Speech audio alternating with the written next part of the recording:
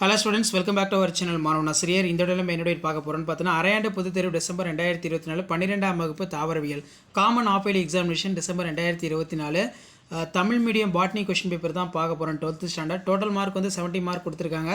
1 mark பொறுத்த வரைக்கும் ஒரு 15 1 மார்க் கொடுத்துருக்காங்க. புக் பேக் 1 மார்க் நல்லா தரவாக படித்து எழுதி பார்த்துக்கோங்க. ப்ளஸ் இந்த கொஸ்டின் பேப்பருடைய 2 mark 3 mark 5 mark 2 mark compulsory 5 mark compulsory. அதே மாதிரி வந்து பார்த்தீங்கன்னா 3 மார்க் கம்பல்சரி பார்த்துக்குவோம். 5 மார்க் பொறுத்த வரைக்கும் கம்பல்சரி வந்து வராது. 2 மார்க் 3 மார்க் மட்டும் தான் நமக்கு பாட்னியில் பியூர் சயின்ஸ் பாட்னியில் கம்பல்சரி வந்து இருக்கும். ஸோ ஃபஸ்ட்டு 2 மார்க் பொறுத்த வரைக்கும் 24 கம்பல்சரி. கண்ணாடி தாவர பேணுகம் என்றால் என்ன? நெல் சாகுபடியின் அசோலாவின் பங்கு என்ன? ஆக்கிரமிப்பு தாவரங்கள் என்றால் என்ன? கீழ்கண்ட தரவுகளை கொண்டு உணவு சங்கிலி உண்டாக்குக. லைக்கன் ஒரு கட்டாய ஓங்குயிரி ஒரு சிறந்த எடுத்துக்காட்டாகவும் விளக்குக. அதே மாதிரி மேற்கால் பதப்படுத்தும் என்றால் என்ன? டாட்டா பேலை என்றால் என்ன? தூய கால்வழி பெருக்கம் என்றால் என்ன? வன்மையாக்குதல் என்றால் என்ன?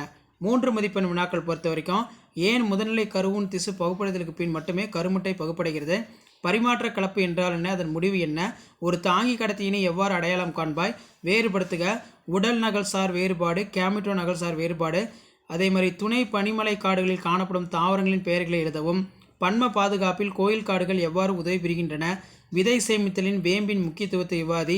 போன்சாய் தாவரத்தை எவ்வாறு உருவாக்கலாம்? ஒற்றை மடியமானது ஒரு மடியாக்க இருக்க முடியும், ஆனால் ஒரு மடியங்கள் அனைத்தும் ஒற்றை மடியங்களாக இருக்க முடியாது. இக்கூற்றை நியாயப்படுத்துக. 5 மார்க் பொறுத்த வரைக்கும் 5 × 5 25. ஸோ இதில் பார்த்தீங்கன்னா நமக்கு கருவுன் திசு என்றால் என்ன? அதன் வகைகளை விவரி. தாவரங்களில் ஆரண்ய திருத்தங்களை விவரி. பல்காரணிய பாரம்பரியத்தை எடுத்துக்காட்டுடன் விளக்கவும். தாங்கி கடத்திகள் இல்லாமல் ஓம்புயிரி தாவரத்திற்கு பொருத்தமாக விரும்பத்துக்கும் மரபணுவை மாற்ற முடியுமா? உரைக்குளிர் பாதுகாப்பு நல்லா படிச்சுக்கோங்க. சிதைத்தல் என்றால் என்ன? அதன் செயல்முறையினை விளக்குக. வேளாண் காடு வளர்ப்பின் நன்மைகள் யாவை? உவர் சதுப்பு நில தாவரங்கள் ஏதேனும் 5 புறத்தோற்ற பண்புகளை வரிசைப்படுத்துக. களப்புறுத்தும் முறையின் பல்வேறு வகைகளை விளக்கவும். புலனுணர்வு மாற்ற மருந்துக்கள் என்றால் என்ன? அபின் கஞ்சா பற்றி குறிப்பு வரைக. ரொம்ப முக்கியம், இது நல்லா படிச்சுக்கோங்க.